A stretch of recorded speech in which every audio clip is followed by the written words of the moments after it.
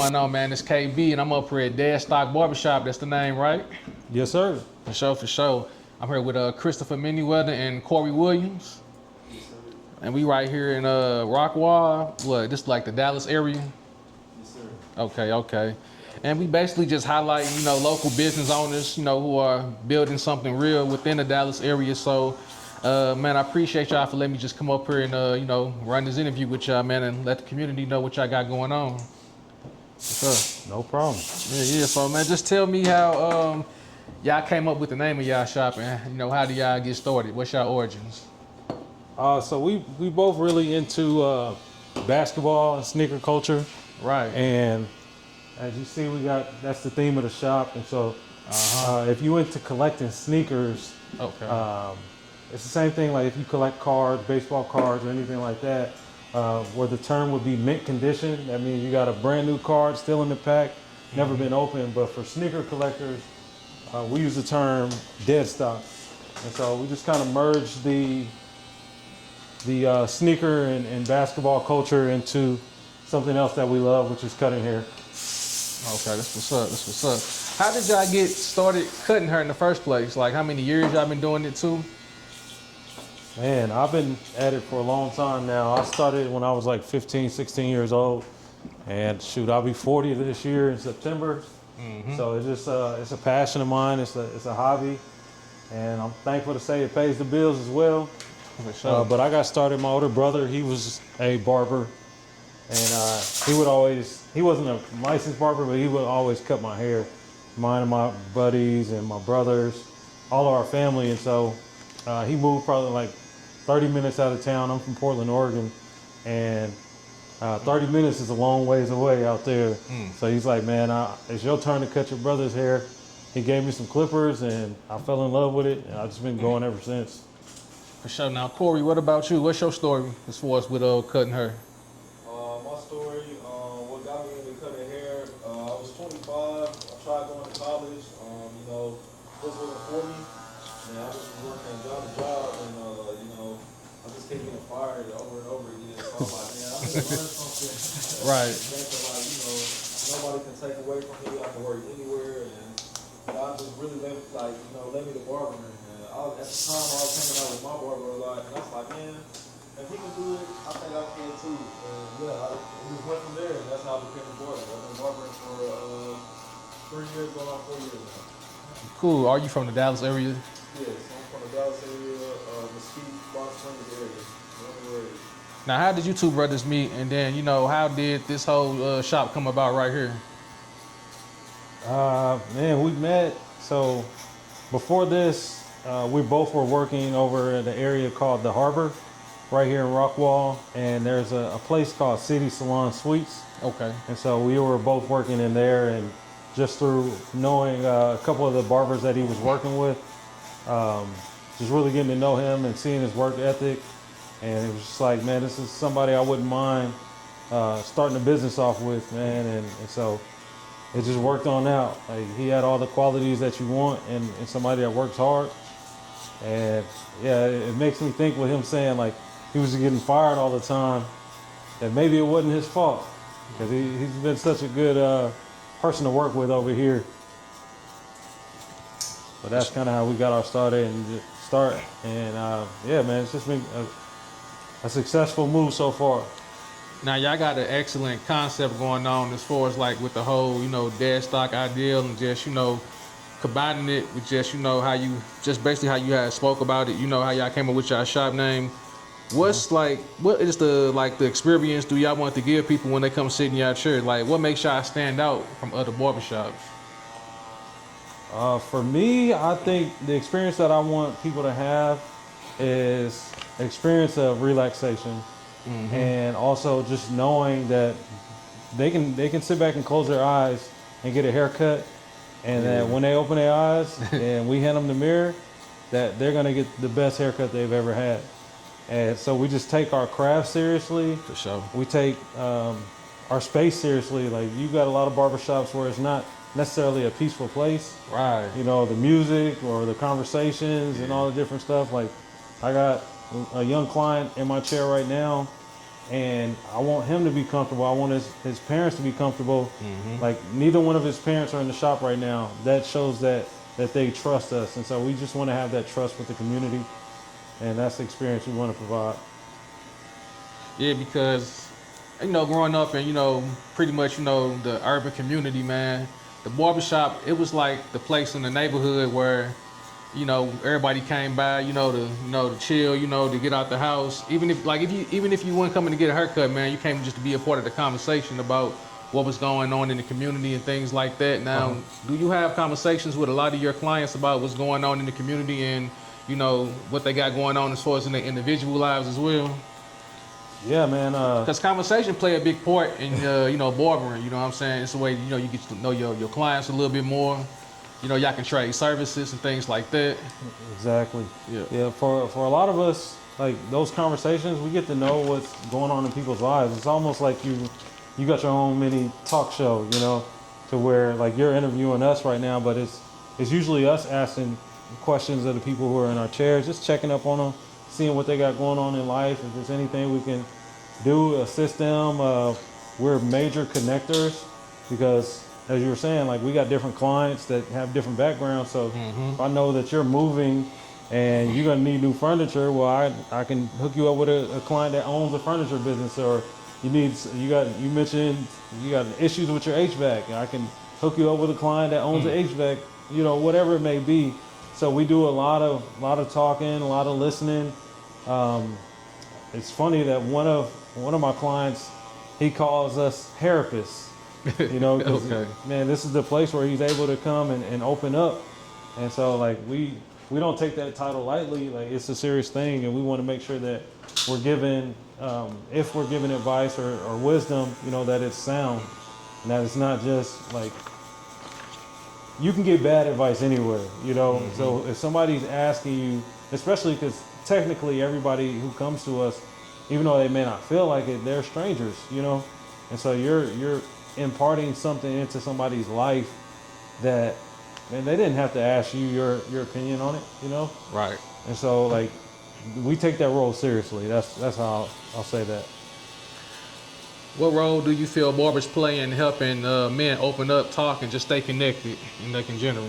Yeah, that right there, just being a open, a place where they can be open and honest. We can be a listening ear. We can be a sounding board. We can be advice. And I feel like what that means is that our life has to be put together as well. Someone's not going to come and ask you your advice if they feel like you out here playing. For sure. They can get that from some of their buddies that they know ain't doing nothing. So it's just an opportunity to help the community grow, because you never know, like the advice you give may be the only advice that person's getting that's actually sound. And they might take that back and now they're telling it to somebody who you never met, so it's kind of like it's just spreading something positive. What you think, Corey? I think the barbershop is a sacred place for the man to come and talk, and able to open up about whatever may be going on in their life. And for me, what I do in my chair, I just try to create a sense of brotherhood, and just really connect with people genuinely instead of like, oh, this is just a thing. So I think that's what actually separates our barbershop from other barbershops, because we're gonna create that brotherhood. What is something that you feel like a lot of people don't understand about owning a barbershop? Even if you don't own a barbershop, just being a barber in general, like you have to be available. I see a lot of people who get into the industry thinking that, oh man, I'm self-employed, I create my own schedule. And honestly, like what you actually are running into is that, man, you got to be very available, because you might have had one boss that was on your back that made you say, I need to find something else. But now you're hiring, now you're becoming, you got a bunch of bosses. I'll say it like that. Yeah. Every person that sits in my chair is the boss now, and they got their own preferences and what they like about their service and what they may not like and all these different things. And so I think that's a very slept on part about being in this industry. you just can't say, oh, okay, I'm gonna open up a shop and then it's just gonna run. Like there's a whole bunch of things that you got to do, like marketing. Right. We're running Running Google ads Right. right now and all that kind of stuff that you just can't open up your doors and think that, oh, if you build it, they gonna come. You know, so Yeah. you got to put in work, and it takes being consistent. And actually, when the people do come and get in your chair, then you have to put on that, you know, your best. You got to do your best every time, because it's just as easy as they're hiring you to cut their hair. You can be fired. straight like that. Yeah. And I can tell like y'all must use a lot of social media, you know, as far as getting like people to, you know, find y'all location and things like that. Are y'all heavy on like the Instagram, YouTube, the Facebook? And if so, like what's y'all handles that people can reach y'all at? If y'all know them off the top of y'all head. I know y'all cutting right now, but Okay, yeah, well, yeah, I'm on Instagram. My Instagram name is Christopher.Manyweather. I'm also a YouTuber as well. I teach barbering.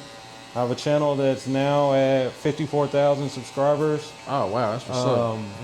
And the channel is the same name as the barbershop. It's Dead Stock Barbershop. And yes, that's where you can reach me at. Shoot, what about you, Corey? You can reach me on Instagram at Cuts by Corey W. Corey is COREY. Now, do y'all have like situations where, you know, seasons will be slow with y'all, man, or y'all constantly got business going? Cause even for me coming in here, I can tell, man, y'all brothers be working, man. Y'all got back to back. Even when I met y'all a couple of weeks ago, man, when I bought my son up for my wife, man, y'all brothers I had motion going, you know, like they like to say 9 days, you know. Yeah, honestly, like everybody's gonna have that starting off, but you build up in your career to where your clientele changes. I got a kid in my chair now, but I don't do a whole lot of young kids. Yeah. And so if you're servicing professionals, they typically want to keep a haircut. So I got people who come every week, every 2 weeks, every 3 weeks, every month, once a month, you know. And so if you can diversify your clientele and also know who your target audience is, like it's not an accident that we ended up in Rockwall. It's not an accident that we wanted to expand to the Rockwall Heath area. Yeah. We know the clientele, our target audience, and that's who we're marketing towards. And so if you're doing that, you can kind of shape your clientele the way that you want it to look.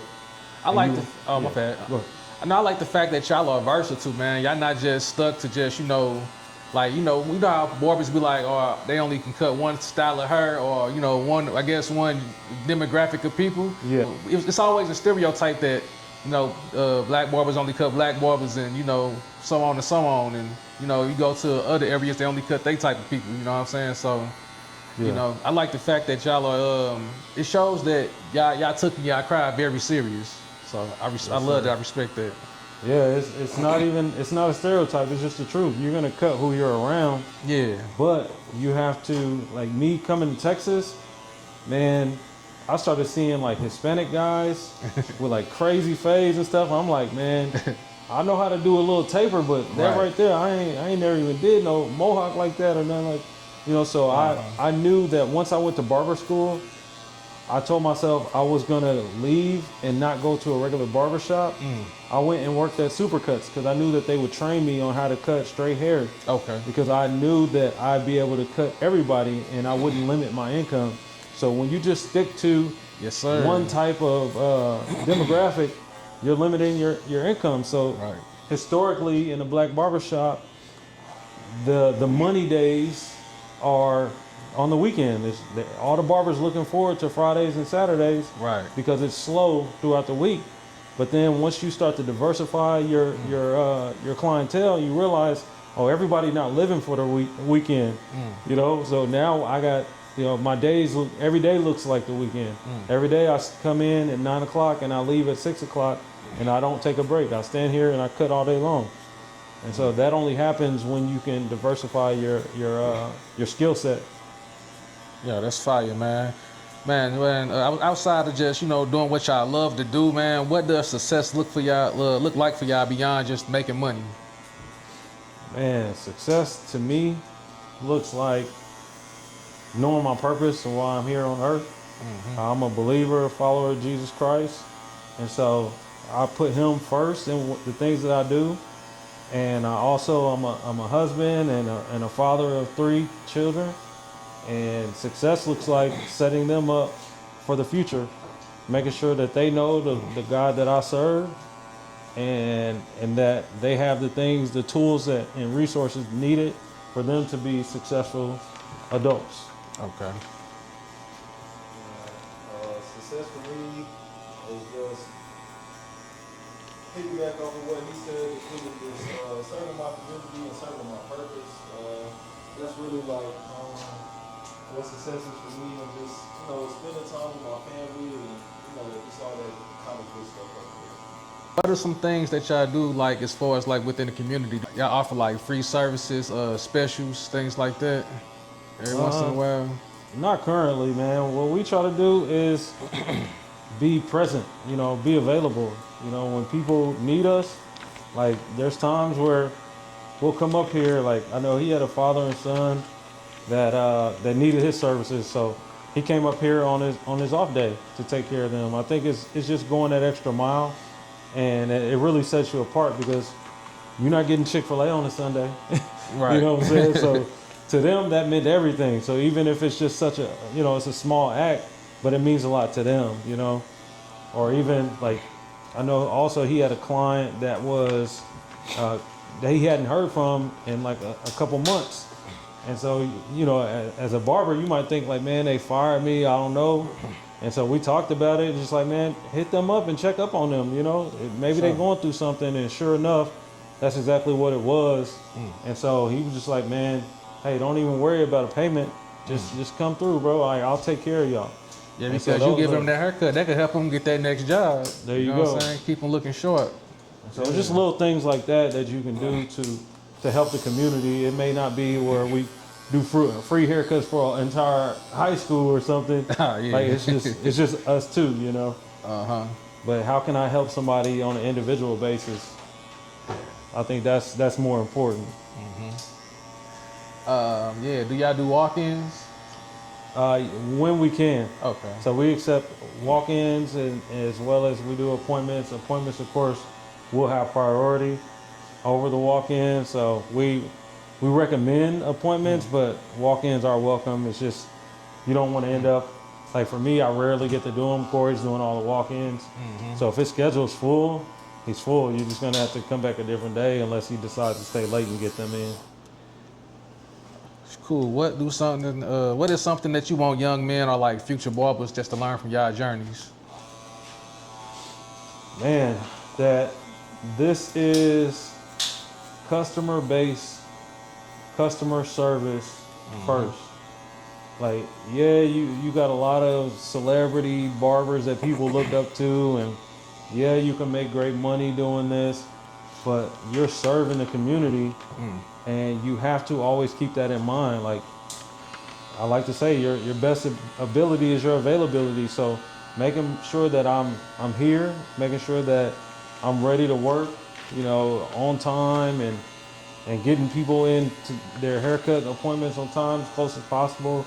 Like being considerate of the client, because you can be the best barber in the world, but if nobody sits in this chair, you can't pay your bills, and so your skill is worth nothing if you got an empty chair. So not to get a big head, like no matter how well you do, it's a symbiotic relationship. Like they need you, you need them. I would tell any young barber, when you first start off, it's gonna be slow, super slow. Like nobody knows who you are, nobody knows your name. So I would just say stay grounded and just stay 10 toes down. Because once you're in a barbershop, man, especially if you're in a great barbershop, whatever, you're gonna get the walk-ins, but you're also gonna see the people that come into the barbershop for the other barbers, they're gonna see you in there, they're gonna be like, he's always in here, he's always on time. They might have a son, they might hey, here you go, Corey, please come my son, or whatever the case may be. So people actually help you grow if you just put yourself in position. So I'll just tell any young barber, just to stay down.